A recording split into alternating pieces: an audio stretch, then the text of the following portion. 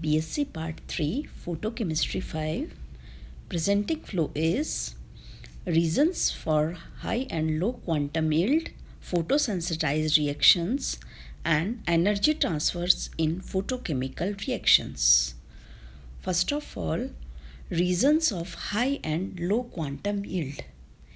ऐसी अभिक्रियाएं जो आइंस्टीन नियम का पूर्ण रूप से पालन करती है, अर्थात एक फोटोन के अवशोषण पर एक अणु अपघटित होता है, उस अभिक्रिया के लिए जो क्वांटम यील्ड है वो 1 होती है। लेकिन जब एक फोटोन के अवशोषण से 2 या 3 या इससे अधिक अणु अपघटित होते हैं तो quantum yield is greater than 1, अर्थात ऐसी अभिक्रियाओं के लिए हाई क्वांटम यील्ड होगी। इसी प्रकार यदि एक फोटोन के अवशोषण से 1 से कम या बहुत कम अणु अपघटित होते हैं, then quantum yield is lesser than 1 and ऐसी रिएक्शंस के लिए लो क्वांटम यील्ड होगी। First of all, reasons of high quantum yield. जब एक फोटोन एक से अधिक अणुओं को अपघटित करता है या बनाता है, if Sai is greater than 1, तब क्वांटम दक्षता उच्च होगी। इसके कारण निम्न हैं। एक अणु प्रकाश ऊर्जा का एक फोटोन या क्वांटम का अवशोषण कर प्राथमिक प्रक्रम में एक अणु का वियोजन करता है तथा एक्साइटेड अणु द्वितीय प्रक्रम में एक अणु का और वियोजन करता है। For example, in this reaction AB plus HNu is equal to A plus B. It is primary process and AB plus A, and this is the product of A while reacting with AB, and we will get A2 plus B. It is secondary process. इस प्रकार एक photon 2 अणु का वियोजन करता है, अर्थात psi is equal to 2 होता है। दूसरा रीज़न है श्रृंखला अभिक्रियाएं, जिसमें एक फोटोन के अवशोषण से कई अणुओं का निर्माण होता है। एक अणु द्वारा प्रकाश ऊर्जा के एक फोटोन या क्वांटम का अवशोषण कर प्राथमिक चरण में अणु यदि मुक्त मूलक या परमाणुओं में अपघटित हो जाता है तो चेन रिएक्शन प्रारंभ हो जाती है। सेकेंडरी प्रोसेस तथा चेन रिएक्शन क्रियाविधि द्वारा अनेक अणुओं का रासायनिक परिवर्तन हो सकता है। अतः इस अभिक्रिया में एक फोटोन के अवशोषण से अनेक अणु रासायनिक अभिक्रिया में भाग लेते हैं। For example, A2 plus HNu is given to A. It is in primary process, and A plus B2 will give AB plus B, and A2 plus B will give AB plus A.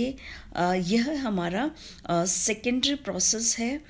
इसमें तृतीय पद में वापस A का निर्माण होता है तथा जो 2 अणु हैं AB के बनते हैं, यह A फिर अभिक्रिया कर AB का निर्माण करेगा। इस प्रकार एक फोटोन का अवशोषण करने पर कई AB के निर्माण होते हैं। इस प्रकार की अभिक्रियाओं के लिए भी साई का मान 1 से अधिक होता है। थर्ड रीज़न है, अभिक्रिया में जो इंटरमीडिएट उत्पाद होगा वो भी उत्प्रेरक की तरह कार्य करता है, तब भी क्वांटम के अवशोषण पर कई रासायनिक परिवर्तन में भाग लेंगे। फोर्थ है, प्रकाश ऊर्जा के अवशोषण से रासायनिक अभिक्रिया में ऊष्मा का जो उत्सर्जन होता है तथा उत्सर्जित ऊष्मा अन्य अणुओं को सक्रिय कर देती है, जिससे अणु बिना अतिरिक्त अवशोषण के अपघटित हो जाते हैं। अतः ऐसी प्रकाश रासायनिक अभिक्रियाओं के लिए भी quantum yield is greater than 1 होती है। फिफ्थ रीज़न, प्राथमिक चरण में क्वांटम अवशोषण से सक्रिय अणु निष्क्रिय अणुओं के साथ कोलाइड करे और उसे भी एक्साइटेड कर देता है तथा यह एक्टिवेटेड मॉलिक्यूल पुनः अन्य किसी इनएक्टिव मॉलिक्यूल को एक्टिवेटेड कर देता है। तो इस प्रकार साई का जो वैल्यू है वो 1 से अधिक बढ़ जाती है। Now the reasons for low quantum yield. अल्प क्वांटम यील्ड के मुख्य कारण निम्न हैं। प्राथमिक चरण में प्रकाश ऊर्जा के फोटोन के अवशोषण से प्राप्त सक्रियत अणु रासायनिक अभिक्रिया द्वारा उत्पाद में रूपांतरित हो, उससे पहले ही किन्हीं प्रक्रम द्वारा वह डीएक्टिवेशन हो जाता है। दूसरा, सक्रियत अणु जब इनएक्टिव से कोलाइड करता है तो अपनी एनर्जी लॉस्ट कर देता है। थर्ड रीज़न है, सक्रियत अणुओं में से कुछ अणुओं में इतनी पर्याप्त ऊर्जा नहीं मिल पाती है कि वे उत्पाद में रूपांतरित हों। एंड फोर्थ इज़, प्राथमिक प्रकाश रासायनिक अभिक्रिया पुनः प्रतीप होने लगती है। For example, in this reaction पहले A2 परिवर्तित होता है, लेकिन A2 वास्तव A में परिवर्तित होने लग जाता है। तो इस प्रकार की रिएक्शंस में भी लो क्वांटम यील्ड अर्थात साई का मान लेसर देन 1 होता है। फिफ्थ रीज़न है, जब डिसोसिएटेड फ्रेगमेंट्स पुनः संयोजन द्वारा संयुक्त होकर क्रिया कारकों में परिवर्तित हो सकते हैं। For example, AB plus HNO will give AB and A plus B would also be given AB। तो ये सभी कारण हैं लो क्वांटम यील्ड के। Now we have some examples of low quantum yield reactions.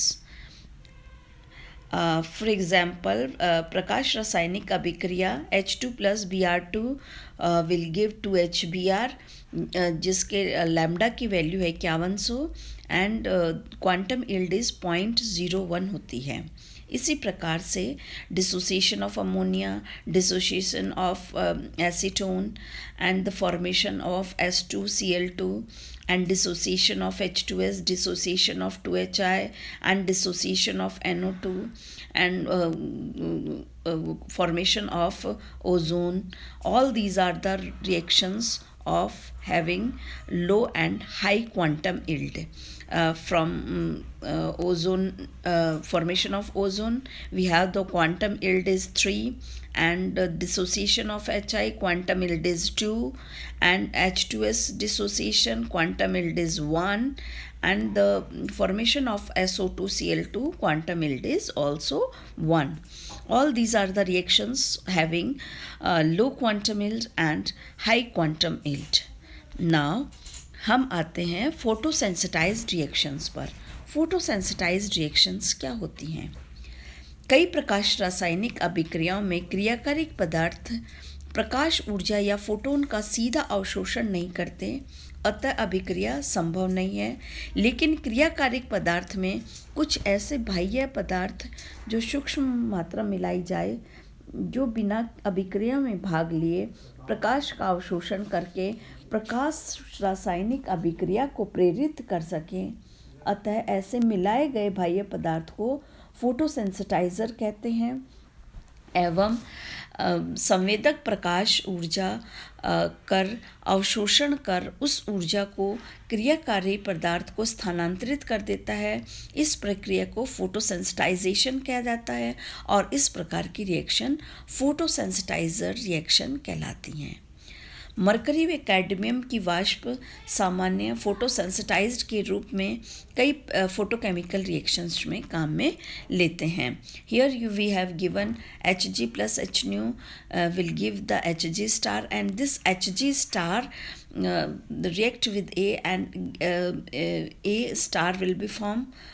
For example, here we have some examples of these photosensitized reaction. Example 1, the reaction of CO plus H2. यहाँ पर mercury photosensitiser के रूप में उपयोग में लाता है। H और CO की फॉर्मेशन कॉम्बिनेशन से फर्स्ट ऑफ ऑल HCO बनता है। HCO when react with H2 will give HCHO देता है एंड CO फॉर्म होता है और दो मॉलिक्यूल HCO के मिलकर ग्लाइऑक्सिल का निर्माण करते हैं। Again the formation of H2O with H2O2 और पेरोक्साइड फॉर्मेशन में भी मरकरी एक फोटोसेंसिटाइज़र की तरह काम में आता है। इसी तरीके से डिसोसिएशन ऑफ अमोनिया में भी मरकरी फोटोसेंसिटाइज़र के रूप में उपयोग में लिया जाता है। अतः प्रकाश संवेदक प्रकाश अभिक्रिया में भाग नहीं लेता वह ऊर्जा के वाहक की भूमिका निभाता है। प्रकाश संश्लेषण भी एक फोटो सेंसिटाइज रिएक्शन है, जिसमें आप सभी को पता है कि जो क्लोरोफिल है, क्लोरोफिल एक फोटोसेंसिटाइज़र के रूप में काम में लिया जाता है। In photosynthesis reaction 6 molecule of CO2 and 6 molecule of H2O will give 1 molecule of glucose and 6 O2. In this reaction, chlorophyll will be used as a photosensitizer. Uranyl actinometer में यूरेनिल आयन जो है वह photosensitiser के रूप में काम में लिया जाता है। Now the energy transfer in photochemical reaction. अगर हम फोटोकेमिकल रिएक्शंस में एनर्जी ट्रांसफ़र की बात करते हैं तो प्रकाश संवेदक अभिक्रियाओं में परमाणुीय संवेदक के रूप में मरकरी, कैडमियम तथा जिंक है, जो आणविक संवेदक के रूप में बेंजोफिनॉन, सल्फर डाइऑक्साइड आदि काम में लेते हैं। संवेदक प्रकाश अभिक्रिया में भाग नहीं लेते, बल्कि वे ऊर्जा के वाहक की भूमिका निभाते हैं। Here we have some example of photosensitizers. हम डोनर एक्सेप्टर तंत्र को लेते हैं, जिसमें सिर्फ दाता अणु डी संवेदक है, जो मूल अवस्था S0 में चला जाता है तथा यहाँ अब अंतर तल इंटर सिस्टम क्रॉसिंग ISC द्वारा ट्रिपल एक्साइटेड स्टेट में चला जाता है। अब ट्रिपल एक्साइटेड स्टेट में दाता अणु क्रियाकारी पदार्थ ग्रहण करने वाले अणु ए के मूल अवस्था अणु से टक्कर होती है तथा क्रियाकारी की ट्रिपल एक्साइटेड स्टेट एक संवेदक की मूल अवस्था प्राप्त होती है तथा जो ट्रिपल स्टेट में क्रियाकारी अणु इच्छित उत्पाद देता है। संवेदक व उत्प्रेरक दोनों सर्वथा भिन्न है। उत्प्रेरक तो पहले से हो रही अभिक्रिया की गति बढ़ाता है, जबकि जो सेंसिटाइज़र है वे बिना अभिक्रिया प्रारंभ ही नहीं होती, जबकि दोनों अभिक्रिया में भाग नहीं लेते हैं। For example, we are given this D note with the H nu will give D1 state and D1 intersystem crossing से triple state में आता है। This triple state of this D react with A and converted the A in triple state, and this A triple state जो है आपका photosensitisation द्वारा product का निर्माण करता है। And this triple D will give the quenching of the reaction. इस प्रकार से फोटोसेंसिटाइज़र आपकी में एनर्जी ट्रांसफ़र होता है। Thank you.